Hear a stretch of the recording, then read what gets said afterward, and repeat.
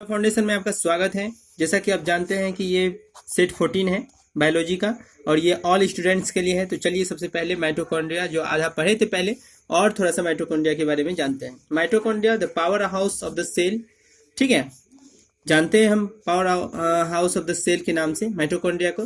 तो इसके बारे में थोड़ी सी और जानकारी लेते हैं। इनमें ऑक्सीकीय श्वसन क्रिया होती है, अर्थात क्या, इसमें ऑक्सीजन, जैसे कि मान लीजिए आप योगा करते हैं, रामदेव बाबा रोज सुबह सुबह आपको 5:30 से 6:30 योगा कराते हैं अभी, है ना।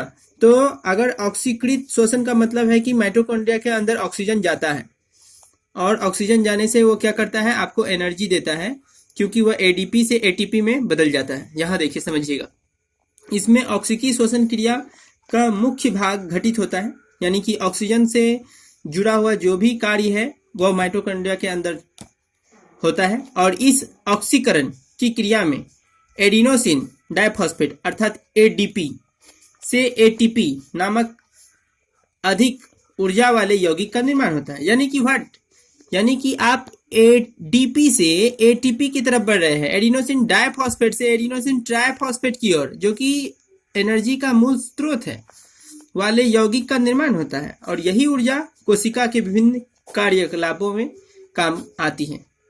याद रखिएगा कि जो भी हम काम करते हैं वह माइटोकॉन्ड्रिया के ट्रांसफार्मर से आपके शरीर में आ रहा है। Means mitochondria is the power house of the cell.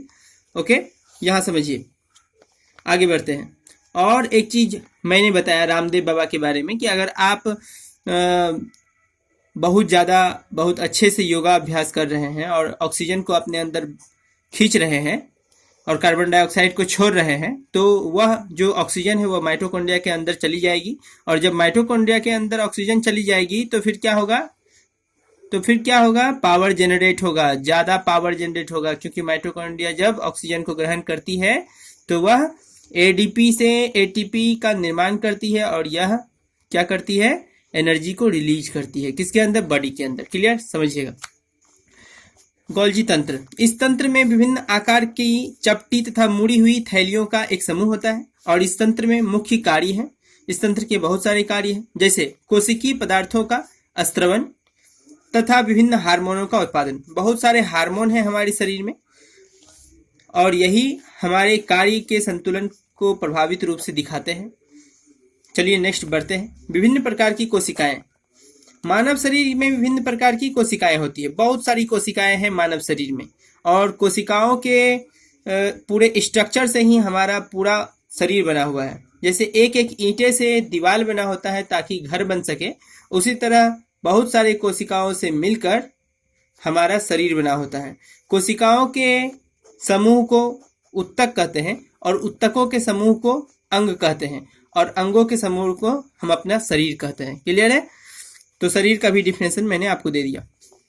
तो मानव शरीर के विभिन्न प्रकार की कोशिकाएं होती हैं और मस्तिष्क की कुछ कोशिकाएं बहुत सूक्ष्म होती हैं, बहुत ही छोटी छोटी होती है, जिनका आकार केवल 0.005 मिमी होता है। और अंड या अंड कोशिका, आप जानते हैं कि सबसे बड़ी कोशिका ऑस्ट्रिच का अंडा है, जो शुतुरमुर्ग का अंडा कहलाता है, वह सबसे बड़ा कोशिका हम जानते हैं उनके बारे में। अंड कोशिका सबसे बड़ी होती है, जिनका व्यास 0.2 मिमी होता है।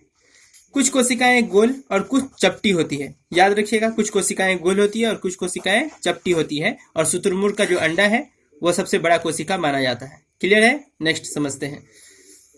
बोलता है पेशी कोशिका। पेशी कोशिका लंबी और बेलनाकार होती है। पेशी कोशिका कैसी होती है? तो लंबी होती है और बेलनाकार होती है, जिनकी लंबाई लगभग 60 मिमी होती है। कितनी? क्वेश्चन आएगा, क्या पेशी कोशिका लंबी और बेलनाकार होती है, ठीक है, लेकिन इसकी लंबाई कितनी होती है? तो आपको बोलना है 60 मिमी। क्लियर? इनमें सिकुड़ने का गुण होता है। किसमें? पेशी कोशिका में। पेशी कोशिका में क्या गुण पाया जाता है? सबसे अच्छा तो सिकुड़ने का गुण इसमें पाया जाता है। नेक्स्ट समझिए, गुर्दे की कोशिका। एक चीज समझिए कि आप जब शराब पीते हैं तो सबसे ज्यादा प्रभावित क्या होता है? तो यही गुर्दा खराब हो जाता है। और गुर्दा का काम क्या है? तो गुर्दा का काम यही है कि मल मूत्र जो आपके अंदर खाने के फलस्वरूप जब आप खाना खाते हैं और वेस्ट मटेरियल बाहर निकलता है, तो वेस्ट मटेरियल को बाहर निकालने में सबसे प्रमुख कार्य है गुर्दे का। तो गुर्दा की कोशिका मूत्र उत्सर्जन में सहायक होती है। क्लियर है? अगर आपका गुर्दा खराब हो जाएगा तो आपका जो डाइजेस्टिव सिस्टम है वह भी खराब हो जाएगा धीरे धीरे, और आप समझ सकते हैं आप क्या क्या हो सकता है।